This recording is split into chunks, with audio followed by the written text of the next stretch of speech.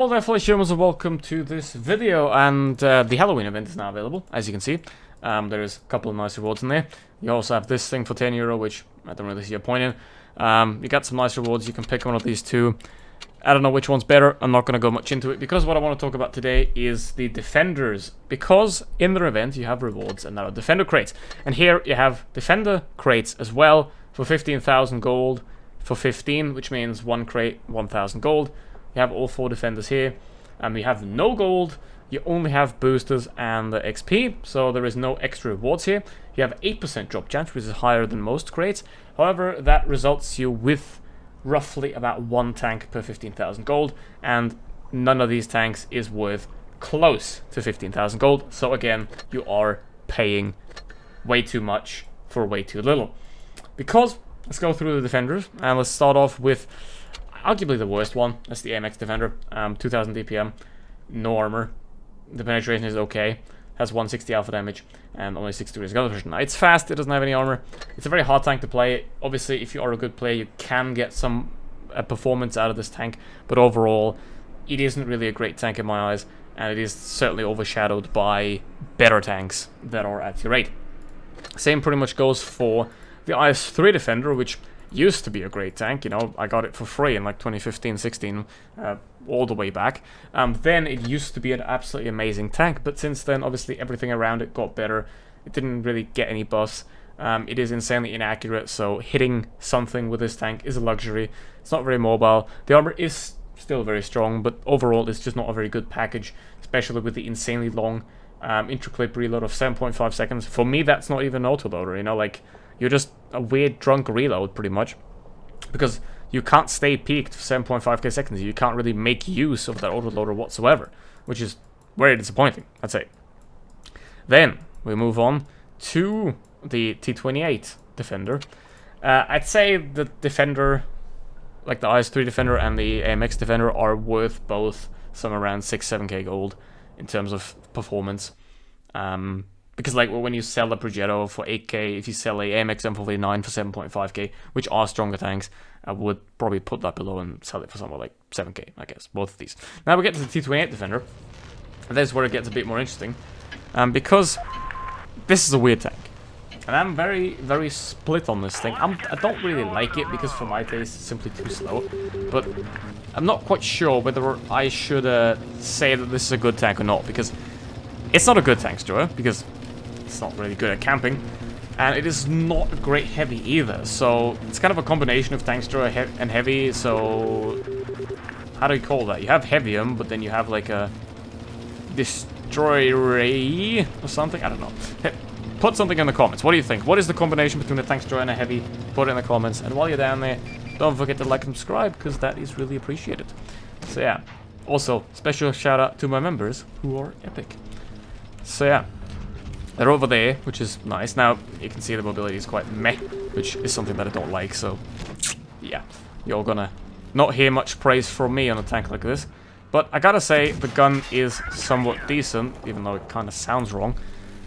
You again have the same problem as on the IS-3 Defender, as in your autoloader isn't actually an autoloader, as in you can't really stay peaked for those 7 seconds, because the main advantage of an autoloader is you can unload your load at once, and then you can go back into cover. You can't do that with this tank, because the intra-clip is simply too long. You just have to pull back again, so you're basically just a single shotgun with a very, very weird reload time. And that is quite sad. What is also sad is that in 2021, people still think going city is gonna get you any wins, because most likely won't. Okay, let's try to go for him. Now look at that reload, that is crazy. Now, it is a decent tank, it's also fairly easy to play, but then again, you have a price where you are somewhere around 7-8k gold, realistically, of what it's worth, if you put it in context to all the other things that are sold in the shop. And then you don't end up like with like 15k, or like 12k or something like that, which you're realistically going to pay on average for each of these tanks, you know, because you're still going to overpay a lot. And yeah, crates are not cool ever. And well, thanks all for still staying tuned for every video, because I mean every video is pretty much the same. It's just me shitting on how bad crates are. So I guess thanks for staying tuned. That is very nice. Let's see.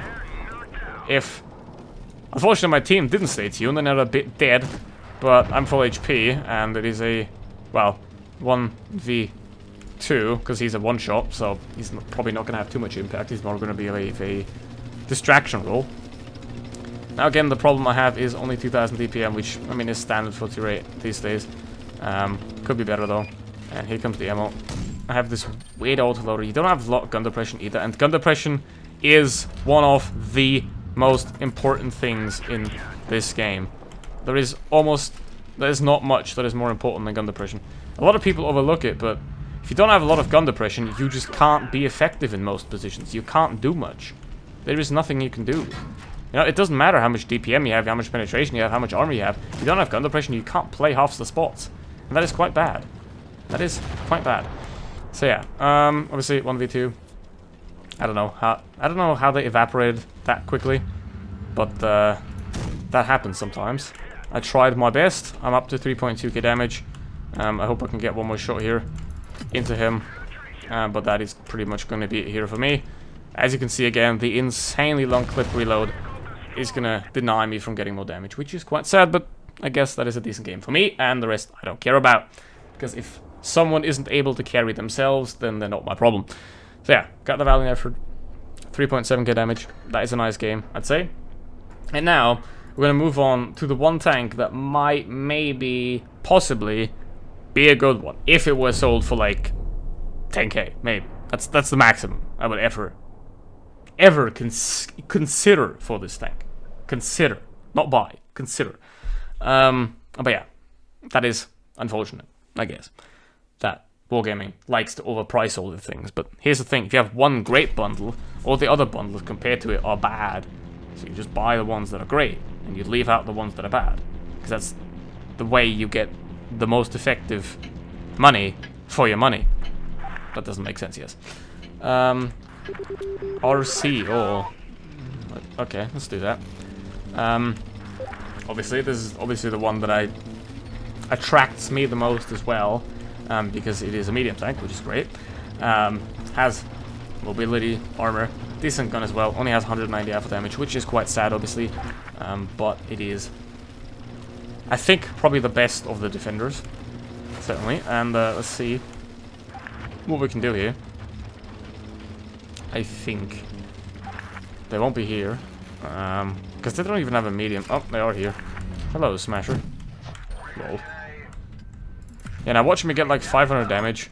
You know, in the T28, which I don't think is that amazing, personally. I got a lot of damage, and now I'm gonna get nothing in the one that I like. But yeah, I mean the T28 is a capable tank, certainly, but I just don't like it.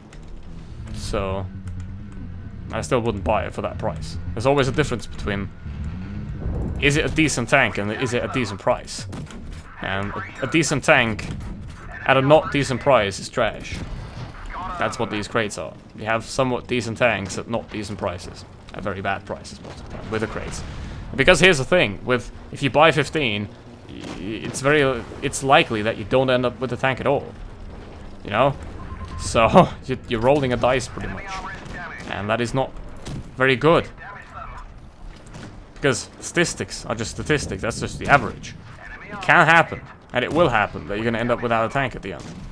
So, don't gamble. Please, don't buy crates. And to anyone that tells you crates are good, crates are worth it, just don't listen to them. Because they don't have a clue of how the system actually works. They think they know, but they don't.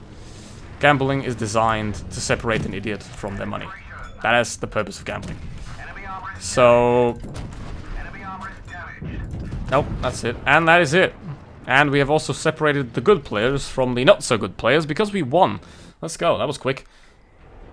Okay, so let's make a very long intro here because obviously I've got to stretch the video to 8 minutes. I mean, I don't know what I am on, but no.